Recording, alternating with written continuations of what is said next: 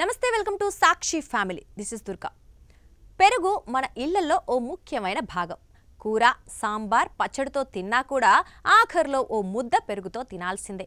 ఒంట్లో వేడి చేసినప్పుడు పెరుగన్నం తినమని పెద్దలు సలహా ఇస్తూ ఉంటారు. ఇది ఆహార రుచిని పెంచడమే కాకుండా ఆరోగ్యానికి ఎంతో మేలు చేస్తుంది. ఇందులో ప్రోబయోటిక్స్ ఉంటాయి. ఇవి ఆరోగ్యానికి ఎంతో మేలు చేస్తాయి. అయితే కొన్నిసార్లు పెరుగును సరిగ్గా నిల్వ చేయలేకపోతే అది త్వరగా పుల్లగా మారుతుంది. అంతేకాకుండా పుల్లటి పెరుగు తినడానికి ఇంట్లో ఎవరూ ఆసక్తి చూపరు. మారుతున్న వాతావరణం కారణంగా పెరుగు చాలా సులభంగా చెడిపోతుంది. అయితే పెరుగు ఎక్కువ కాలం తాజాగా ఉంచేందుకు ఓ కంటెంట్ క్రియేటర్ ఓ హ్యాక్ షేర్ చేశారు. ఇందుకోసం ఓ చిన్న కొబ్బరి ముక్క చాలట. ఇంతకీ ఆ హ్యాక్ ఏంటి, కొబ్బరి ముక్కను ఎలా వాడాలో ఇప్పుడు చూద్దాం. పెరుగులో ఒక చిన్న పచ్చి కొబ్బరి ముక్కను చాలా ప్రాంతాల్లో జోడిస్తారు. ఇది కేవలం సంప్రదాయం కాదు, దీని వెనుక శాస్త్రీయ కారణాలున్నాయి. కొబ్బరి ఉపరితలం పెరుగు లోపల తేమ, ఉష్ణోగ్రతను నిర్వహించడానికి సహాయపడుతుంది.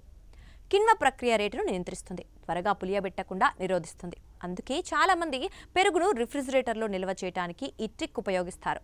కొబ్బరిలో సహజ కొవ్వు ఆమ్లాలు ఉంటాయి. ఇవి హానికరమైన బ్యాక్టీరియా పెరుగుదలను కొంతవరకు నెమ్మదిస్తాయి.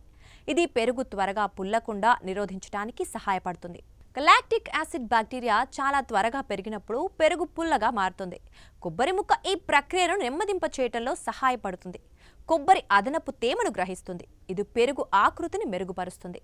పెరుగు నీళ్లుగా మారకుండా కూడా కాపాడుతుంది. అలాగే వేడి వాతావరణంలో పెరుగు వేగంగా పుల్లగా మారుతుంది. కొబ్బరి యొక్క చల్లబరిచే స్వభావం వల్ల పెరుగును కొంతకాలం చల్లగా ఉంచడంలో సహాయపడుతుంది. ఇందుకోసం ముందుగా ఒక చిన్న శుభ్రమైన తాజా కొబ్బరి ముక్క తీసుకోవాలి.